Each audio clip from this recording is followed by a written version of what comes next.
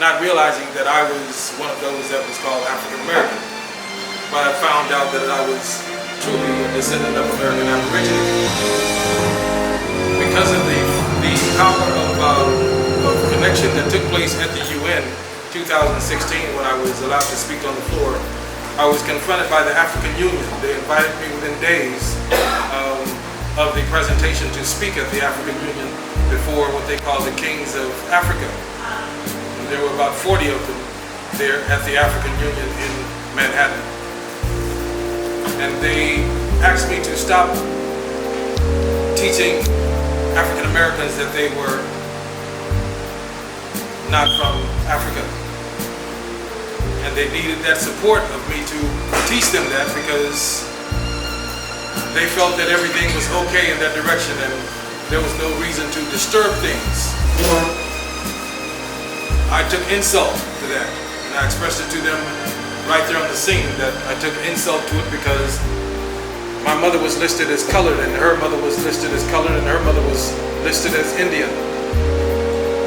So I knew I couldn't go and start spreading lies about African Americans. I had to go ahead and keep doing what I was doing, and because I chose to do that, I received death threats, I was poisoned.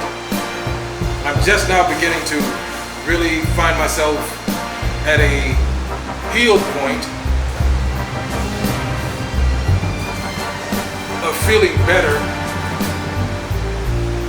Really in about 8, 9, 10 years, I was really headed down a slope because of the bacterial infection that I received, some sort of flesh-eating bacteria, the doctors determined. And they didn't give me a long time to live, so I had milk baths and all kinds of acupuncture and that sort of thing. So I've been through the process of individuals threatening me because of the things that I do concerning raising up the level of understanding of my people to them. So tonight I was concerned about that, and I did my meditation, and I said, just bring me 10 people. I think we got about 11, 12 people. And I'm thankful for that. Because there's energy of greatness that's in this room. Not energy of discord, not energy of bewilderment, confusion.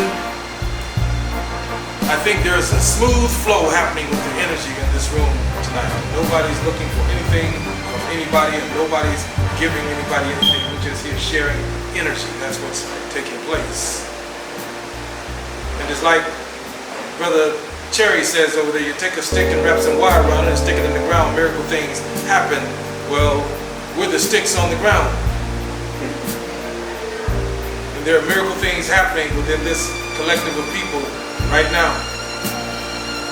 We have a job to do within the Maipuri Arauan nation structure.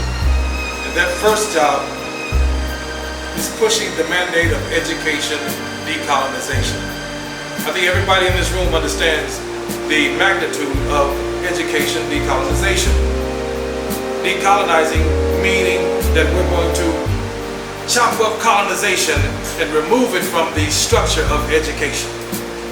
Which means that all of these hidden archives that are located everywhere are now brought into the forefront. I approve of this guy named DeSanto for removing African American history and that process out of the schools. It should not be there. We are not African American. I love my African brothers, I love my Japanese brothers and sisters as well. But they are not going to confuse me with them, so the Africans should not do it either. That's what education decolonization leads to. It leads to an understanding and recognition of who we are. We need to recognize who we are before we start gallivanting off after we've been doing it for 60, 70, 80 damn years, gallivanting off to Africa, not to find even our great-grandmother. Because she didn't exist there. She existed here, somewhere down in Alabama, Mississippi, Georgia, Tennessee, Louisiana. You watch the Western movies and you know they never filmed any Indians down in the South. Because they would have to address us. Education decolonization will make them address us properly. Because the history will reflect just like it has with the Lone Ranger. being a black man, but they always painted him white. And they had his partner who was their Tonto, he was. And he recognized Lone Ranger as Kemosabe, we called it, or we heard. It was not Kemosabe, it was Mstabe. Mstabe is white man killer. That's what he was saying on the Lone Ranger. But we didn't know that that's what he was saying.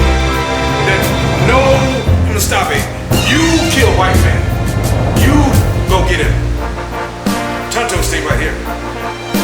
Because Tonto wasn't going to kill the white man because the Lone Ranger was the Mstabe, the white man killer. And if you watch the movies of late, brother was just like us. This whole country is just like us.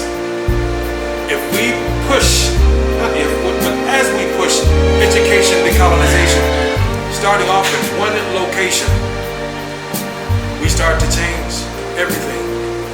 Because we're addressing our children, who are the first line of our longevity.